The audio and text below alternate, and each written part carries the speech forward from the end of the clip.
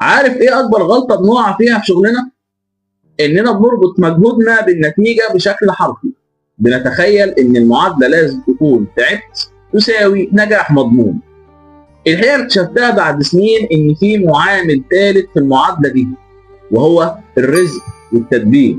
احنا بنجتهد، بنخلص في شغلنا، وبناخد بالاسباب، وده واجبنا. بس في الاخر الرزق مش مرتبط بس باللي قدمته في الورق، ده مرتبط بقرار من اللي بيدبر الارزاق.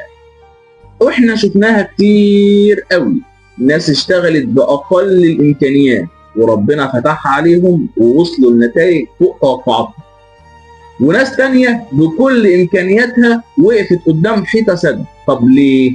لان النجاح مش دايما بالمنصب ولا باللقب ولا حتى بحجم اللي انت قدمته. النجاح الحقيقي هو البركة اللي بتنزل على سعيك، والرزق اللي مكتوب لك، والباب اللي ربنا بيفتحه لك في الوقت الصح. تاخدها قاعدة، ما تفضلش شايل الهم. نتيجتك عند ربنا ورزقك متقسم.